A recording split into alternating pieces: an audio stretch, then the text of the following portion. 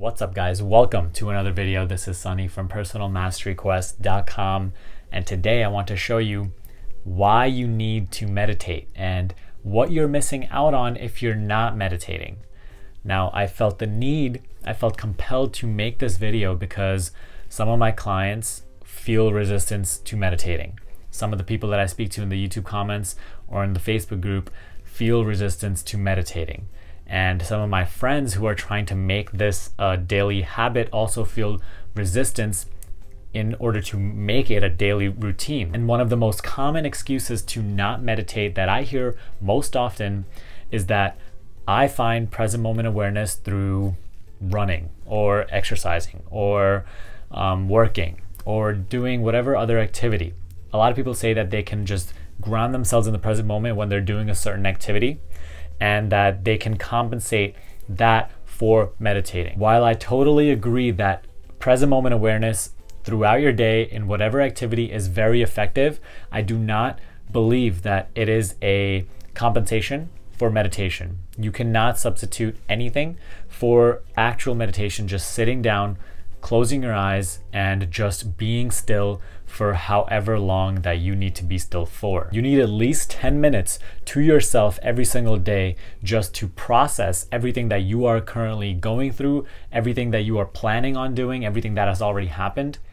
And the reason you feel incredible resistance to meditating is because your ego has a lot of control over you. Your ego doesn't even allow you to sit still with yourself for like 10 minutes. And there are a couple of reasons for this. Number one of those reasons is that it convinces you that you are not enough, and that in order to be enough, you always need to be chasing the next thing.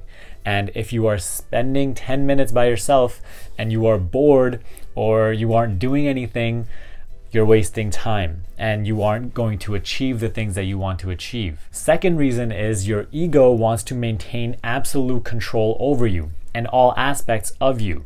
So it doesn't even allow you to sit still for 10 minutes because that is when your true self kind of shines in. That is when you start connecting with who you really are.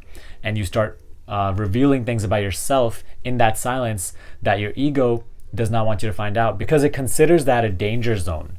It wants to keep you safe within the conformity and the comfort of life. So just say you find out about who you truly are, your true passions, your true interests, that means you're going to also have to start acting on those interests.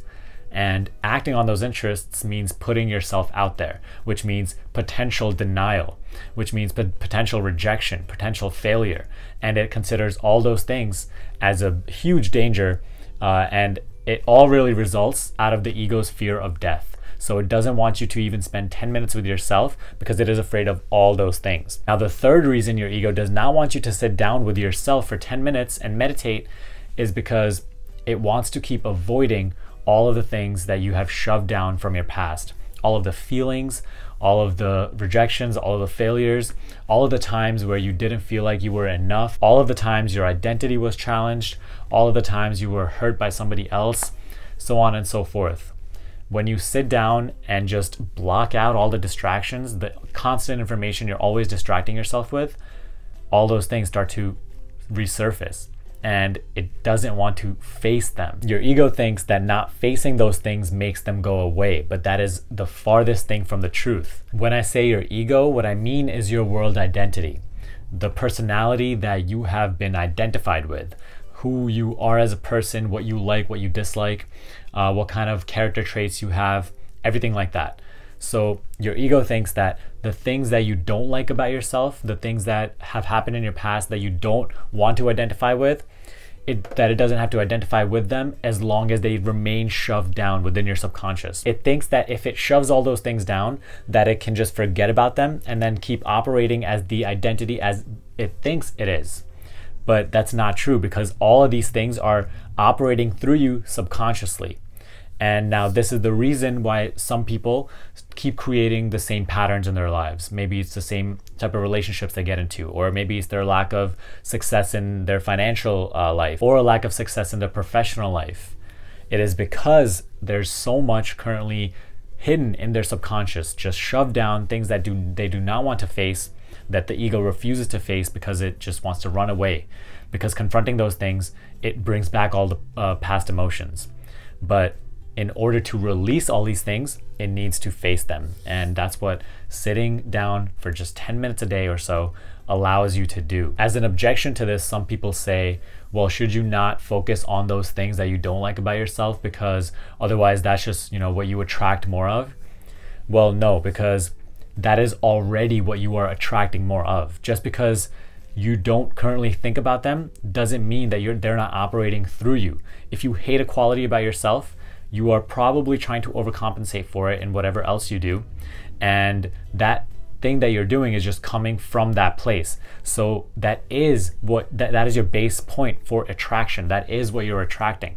So when you just face these things, when you allow them to come up, to resurface and just confront them, you are actually letting go of them. You're becoming aware and just allowing them to release through your consciousness so that you can finally stop having them operate through you subconsciously and just recreating those patterns. So now that we have gone over the 3 reasons why your ego does not want you to meditate, let's go over a couple of reasons why you need to meditate. And the first one of those reasons is that when you are constantly within the activity, when you're constantly just doing, you are collecting all this information. When you're awake and just going about your day, your 5 senses are just taking in all of this information. There's such an incredible amount of information, especially today. So when you're doing, it's just a collecting of this information. And when you sit down to meditate, just close your eyes and just reflect, you can finally start to process this information. So if you never reflect, if you are just constantly collecting this information remains largely just information, just a bunch of random facts that have no meaning. But when you start to reflect and you start to process that information properly, you start to package that information as solutions, as insight, as growth, as lessons. And that is one of the biggest reasons why you need to meditate, because silence is just as necessary as the noise. Stillness is just as necessary as the activity. If you neglect the silence, if you neglect the stillness, you'll become extremely unbalanced and your life will just be a free-for-all. It will just be a chaotic scene over which you have no control. If you neglect the silence, your life will just become a random series of events that really have no meaning when put together. But once you start reflecting and once you start submerging yourself within the stillness, everything will start to make sense. Everything will start becoming an unfoldment in alignment with who you truly are. And you'll be able to connect the causes to the effects and start gaining perspective, start gaining a higher perception, start gaining real control over your life. Number 2, when you just start sitting still for about 10 to 15 minutes, you start to discipline your ego. I always say this journey of personal mastery is, really taking power away from the ego and bringing it back to the self. It's going from compulsion and necessity to control and freedom of choice. People can't even sit still for 10 minutes, something that's not a difficult task at all. But why do you think that is? It's because their mind is just going on and on and on and on. It's like the monkey mind, as the Buddhists call it. And their body is just a reflection of their mind. So the body can't sit still either. Once you start to sit down and really, force yourself to sit down and not move, you're disciplining your ego.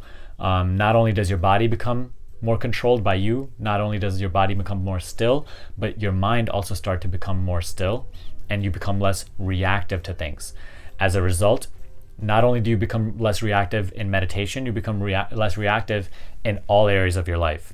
You'll start to eat better, have healthier habits, make healthier decisions and choices, and overall just have more control over the things that you want to do, over the things that you don't want to do. Number 3, as we discussed before, when you sit still, you just allow the things of the past to come up, and you can just begin to process through all of that emotion. You can begin to process through all those old events still operating through your subconscious, and you can just let them go. And this is going to be one of the biggest things that you can do on your journey to whatever you're trying to achieve or accomplish, because these are the things that are holding you back. You might be doing everything else correct, but still not get what you want because you are coming from scarcity.